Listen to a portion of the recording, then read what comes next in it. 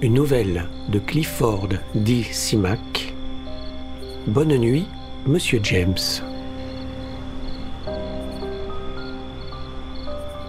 Il émergea lentement du néant et reprit conscience. Il aspira l'air de la nuit. Au-dessus de lui, la brise faisait bruisser les arbres du talus. Elle vint le caresser tendrement, par tout le corps, comme à la recherche d'éventuelles plaies et bosses. Il s'appuya sur les paumes pour se redresser et scruta la nuit. Peu à peu, la mémoire lui revenait, mais ce n'était encore que des souvenirs incomplets et absurdes. Il était un être humain, répondant au nom d'Anderson James, habitant un endroit quelconque d'une planète appelée Terre. Il avait 36 ans et avait acquis à la sueur de son front un certain renom et de confortables revenus. Il habitait une vieille demeure ancestrale, avenue Summit, quartier fort respectable, bien que sa cote ait un peu baissé ces 20 dernières années. Une voiture passa sur la route en faisant crier ses pneus, et le pinceau de ses phares balaya un instant la cime des arbres. Un coup de filet déchira la nuit au loin. Ailleurs, un chien aboyait avec une hargne monotone. Bon, il était Anderson James. Mais alors, que diable faisait-il là? Que faisait Anderson James sur ce talus, en train d'épier le murmure du vent, dans les branches un sifflement plaintif, l'aboiement d'un chien? Il fallait qu'il lui soit arrivé quelque chose, un incident quelconque. Quand il retrouverait cela, il tiendrait du même coup la réponse à toutes ces questions. Il avait une tâche à accomplir. Tout en fixant les ténèbres, il se surprit à frissonner sans raison, car la nuit était tiède. Par-delà le talus lui parvenait la lourde respiration nocturne d'une cité, le grincement d'un moteur en pleine accélération, et entre deux poussées de vent, la plainte lointaine d'une sirène. Un passant arpenta la rue, tout près, et il écouta décroître le bruit de ses pas. Oui, il avait une tâche à accomplir, il allait l'accomplir quand l'accident mystérieux et inexplicable s'était produit, le laissant étendu sans connaissance sur ce talus. Il fit rapidement l'inventaire de ses vêtements, pantalon, chemise, chaussures de sport, montre. Le revolver était dans sa gaine, à la ceinture. Un revolver. C'est ça, la tâche impliquait un revolver? Il était parti en expédition à travers la ville, et la chose qu'il traquait nécessitait une arme. Ce quelque chose était en train de rôder dans la nuit. Il fallait l'abattre. Parvenu à ce stade, il sut tout. Mais ce qui l'étonna, c'était la méthode qu'il avait utilisée pour récupérer la mémoire. Cet enchaînement méthodique de déduction. D'abord son nom et sa personnalité de base, puis le lieu où il se trouvait, puis la raison de sa présence en un tel lieu, et enfin la découverte de l'arme, avec la certitude qu'elle devait être utilisée. La façon dont il avait résolu l'énigme était à la fois logique et primaire. Je suis un homme. Je m'appelle Anderson James. Je demeure Summit Avenue. Y suis-je actuellement? Non, je n'y suis pas. Je suis quelque part sur un talus. Et pourquoi ce talus? Ce n'est pas là l'enchaînement habituel de la pensée. Normalement, la pensée humaine a recours à des raccourcis. Elle ne contourne pas l'obstacle de cette façon. Oui, la façon dont il avait procédé était à la fois effrayante et absurde. Pas plus absurde toutefois que le fait de se retrouver dans un endroit sans avoir le moindre souvenir de s'y être rendu. Il se mit debout et se tâta de haut en bas. Ses vêtements n'étaient pas salis ni fripés. Il n'avait été ni assommé ni jeté d'une voiture en marche. Pas de blessure, pas de sang sur le visage, pas la moindre égratignure. Il se sentait parfaitement bien. Il glissa la main sous la ceinture et remonta la gaine du revolver de façon à ce qu'elle colle étroitement à sa hanche. Il sortit l'arme et la vérifia d'un geste adroit et familier. Elle était chargée. Il remonta le talus, traversa la route à grandes enjambées et atteignit le trottoir opposé que longeait une rangée de villas de construction récente. Une voiture arrivait. Il s'éloigna du trottoir et alla s'accroupir dans un massif qui ornait le coin d'une pelouse. Il eut un peu honte de cette réaction instinctive, mais il resta néanmoins dans sa cachette, attendant que la voiture l'ait dépassé. Personne ne le remarqua. Mais l'aurait-on remarqué davantage s'il était resté sur le trottoir ? Sûrement pas. Il réalisa après coup. Il manquait absolument de confiance en lui, voilà tout. Il y avait une lacune dans la trame de son existence, due à un événement mystérieux, et cette ignorance avait sapé toute son énergie, et jusqu'aux bases de son existence, avait fait de lui un animal traqué, se cachant furtivement à l'approche de ses semblables. Ce n'était pas tout. Sa pensée elle-même avait subi une subtile métamorphose. De sa cachette, il épia quelque temps la rue du trottoir, blottie dans leurs îlots de verdure, les villas étaient d'une blancheur presque phosphorescente. Soudain, un mot s'imposa à son esprit. Le Padli. C'était une syllabe sans signification, un mot absurde et pourtant terrifiant. Mais oui, le Padli s'était échappé de sa cage. Voilà pourquoi il était là, caché dans le jardin d'un quelconque kidam endormi, armé d'un revolver et bien décidé à s'en servir. Prêt à rivaliser en ruse, réflexes et muscles avec son adversaire.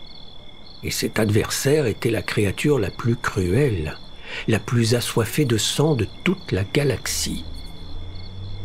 Normalement, le Padli était bien trop dangereux pour être hébergé sur Terre.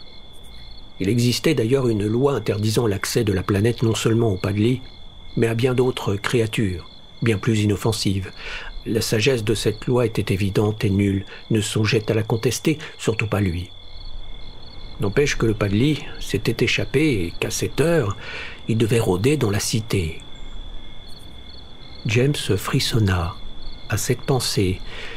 Il ne fallait pas songer à ce qu'arriverait s'il échouait, s'il n'abattait pas cette bête. À la réflexion, ce terme de bête n'était pas adéquat. Le Padli était infiniment plus qu'un animal. C'était d'ailleurs la raison pour laquelle il avait voulu étudier son comportement. En fait, il n'avait pas appris grand-chose sur lui, pas autant qu'il l'aurait souhaité, mais assez toutefois pour que maintenant son sang se glaçât dans ses veines. Il avait appris grâce à lui ce que c'était que la haine, pour commencer. La haine du Padli dépassait en intensité, en profondeur et en monstruosité tout ce que les hommes avaient pu inventer jusqu'à nos jours. Non pas une haine aveugle, et par là maladroite, mais froide, lucide, implacable. Mu par cette haine, le Padli n'était qu'une machine à tuer, mortelle et invincible, détruisant tout sur son passage, tout ce qui n'appartenait pas à sa race. Il poussait à l'extrême limite l'instinct de conservation, tuait tout ce qui l'approchait, tout ce qui vivait. Le seul fait d'exister impliquait la mise à mort. Cet antique instinct de mort, profondément enfoui dans la conscience raciale de la créature, était absurde, certes, dément même, mais ni plus ni moins absurde ni dément que bon nombre d'instincts humains. Le Padli avait constitué toujours d'ailleurs, une occasion unique d'étudier le comportement des non-terriens. Avec une autorisation, il eût été possible de l'étudier sur sa planète d'origine. Cette autorisation refusée, on pouvait s'obstiner et se lancer dans une folle entreprise. Et c'est précisément ce que James avait fait. Et comme toutes les entreprises de ce genre, celle-ci avait fait long feu. James tâta l'arme à son côté, comme pour s'assurer qu'il serait à la hauteur de sa tâche, car il ne songeait pas un instant à mettre en doute l'opportunité de sa mission. Il fallait retrouver le Padli et l'abattre, et ce avant l'aube. Toute autre éventualité ne serait qu'une abjecte, une terrifiante défaite. Car le Padli se reproduirait. L'acte de reproduction avait dû être consommé depuis longtemps, et d'ici très peu d'heures, il allait répandre sur la surface de la Terre des dizaines de petits Padlis, lesquels ne resteraient pas petits longtemps. Quelques heures à peine après leur naissance, ils seraient à même de voler de leurs propres ailes. Trouver un seul Padli, perdu dans l'immense cité endormie, n'était déjà pas aisé. En traquer des dizaines et des dizaines, il ne fallait pas y songer. C'était ce soir ou jamais. Car ce soir, Le Padli ne cherchait pas à tuer, il n'avait qu'un but, trouver un endroit tranquille où, loin des regards, il puisse se consacrer entièrement à sa tâche de reproduction. Or, il était intelligent. Avant même de s'échapper, il avait sûrement décidé de l'endroit où il se réfugierait, sans perte de temps, en hésitation ni allées et venues inutiles. Il devait y être déjà. Et les bourgeons devaient couvrir la surface de son corps, tumescent, prêts à s'éparpiller loin de lui. Or, il n'existait qu'un seul endroit dans toute la ville où une créature étrangère pouvait être à l'abri des regards indiscrets. Cet endroit, le Padli pouvait le trouver aussi bien qu'un homme. La question était de savoir si le Padli allait se méfier de l'homme ou au contraire le sous-estimer. S'il se savait percé à jour par l'adversaire, aurait-il réussi à trouver une autre cachette? James quitta la sienne et se mit à longer le trottoir. À l'angle de la rue, la plaque située sous la lumière dansante d'un réverbère lui apprit où il se trouvait. C'était beaucoup plus près de l'endroit où il voulait aller qu'il ne l'avait espéré.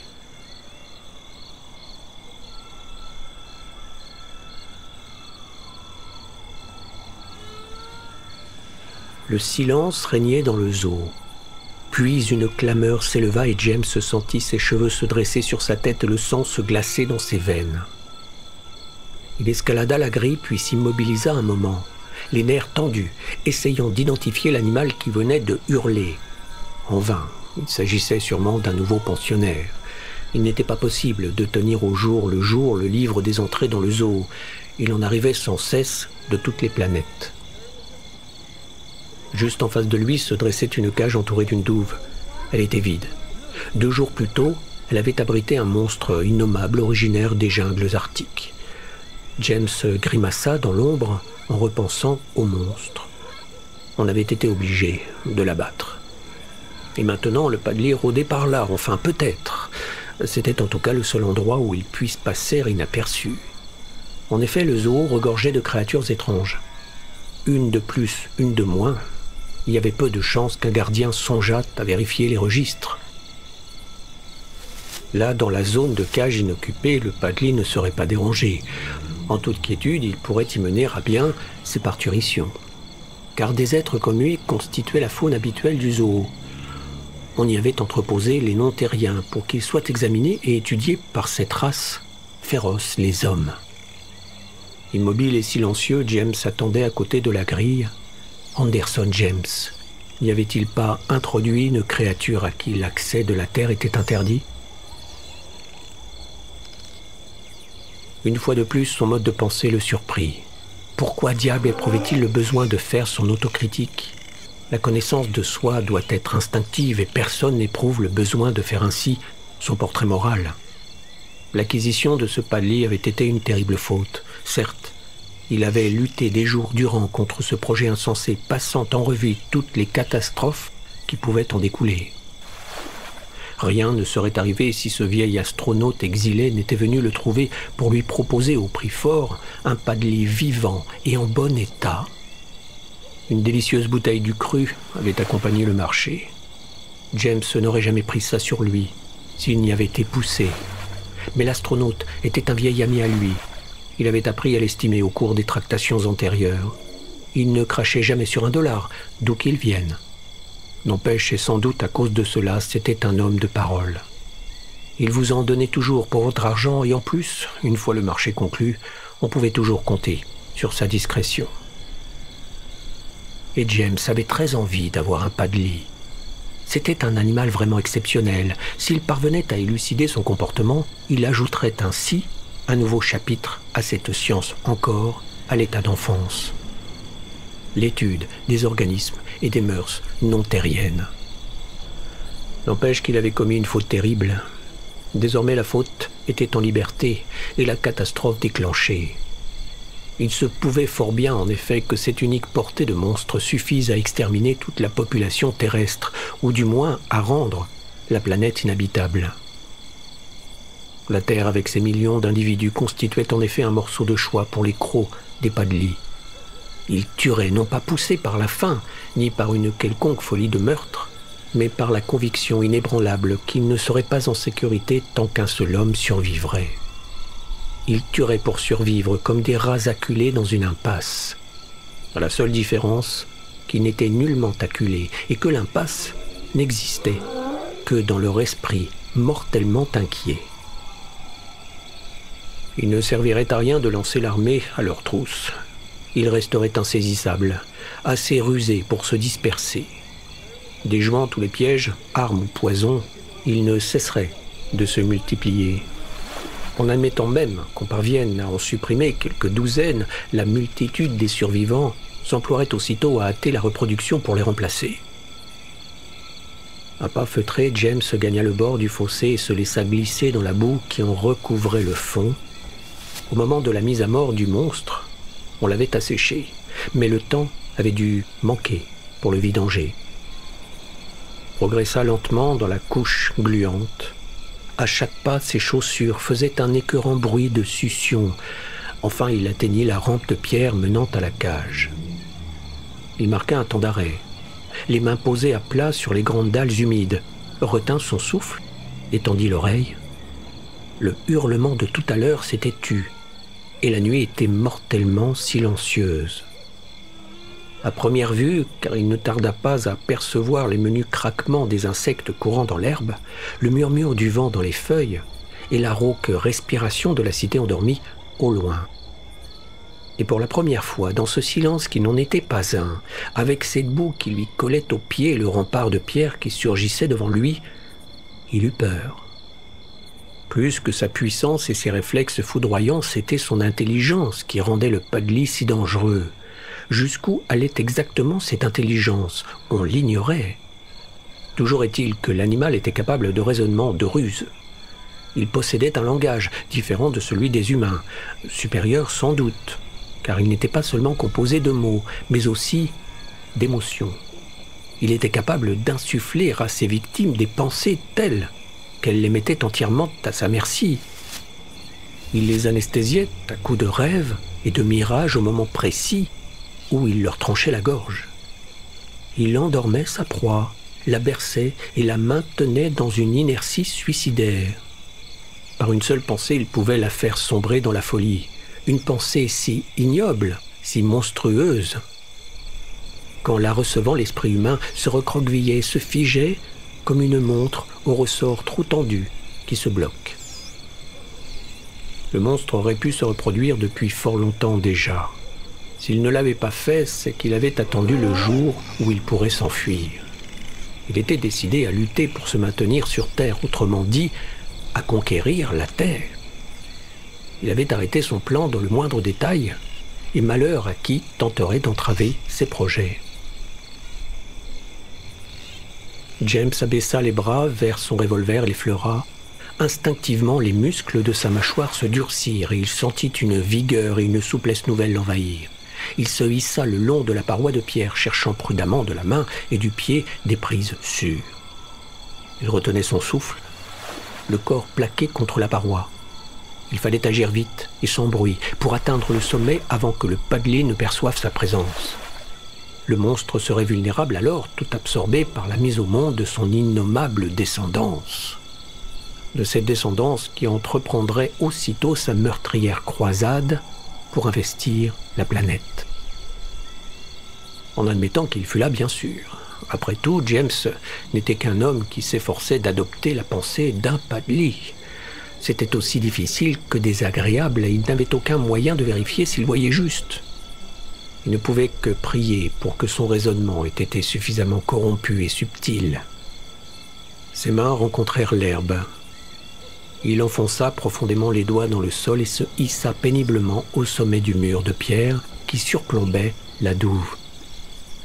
À plat ventre sur le terrain légèrement en pente, il tendit l'oreille à l'affût du moindre signal. En même temps, il fouilla du regard chaque pouce de terrain qui s'étendait à quelques centimètres de son visage. Des lampadaires éclairaient les allées du zoo, dissipant les ténèbres qui l'avaient enveloppé jusqu'à présent. Mais les plages d'ombre subsistaient encore par endroits qu'il devait surveiller. Il se mit à ramper lentement, s'assurant du terrain avant de bouger un seul muscle. Il étreignit le revolver d'une main d'acier, prête à bondir, vibrant au moindre bruit, sursautant dès qu'apparaissait la moindre bosse, le moindre accident de terrain autre que pierre, herbe ou buisson. De mortelles minutes s'écoulèrent. Ses yeux lui faisaient mal à force de scruter les ténèbres. Sa légèreté d'esprit l'avait quitté, seule restait la détermination. Il était tendu comme un câble prêt à rompre. Un sentiment d'échec commença à s'insinuer en lui et presque en même temps, il entrevit les conséquences de cet échec, pas seulement pour l'univers, mais pour lui, pour sa dignité, son orgueil. Il affronta calmement cette éventualité. S'il ne parvenait pas à découvrir la cachette du Padley, à le tuer, il savait ce qu'il lui restait à faire. Alerter les autorités, mettre tout en œuvre pour émouvoir la police, supplier les responsables de la presse et de la radio de mettre en garde les citoyens. Bref, assurer aux yeux du monde le rôle de l'homme qui, par vanité, par ambition, avait livré toute la race humaine à ce fléau. Le pire, c'est qu'on ne le croirait pas. On rirait de ses craintes jusqu'à ce que le rire meure dans les gorges déchirées, dans un flot de sang. Une sueur froide l'inonda à cette pensée. La ville, le monde entier finirait par apprendre la vérité, mais à quel prix? Il perçut alors un frôlement presque imperceptible. Une masse sombre se déplaça dans le noir, encore plus intense de la nuit. À moins de 3 mètres, le Padley quitta sa couche près d'un buisson et surgit devant lui. James leva son revolver et son doigt se resserra sur la gâchette. La voix du Padley s'infiltra dans son esprit. À suivre.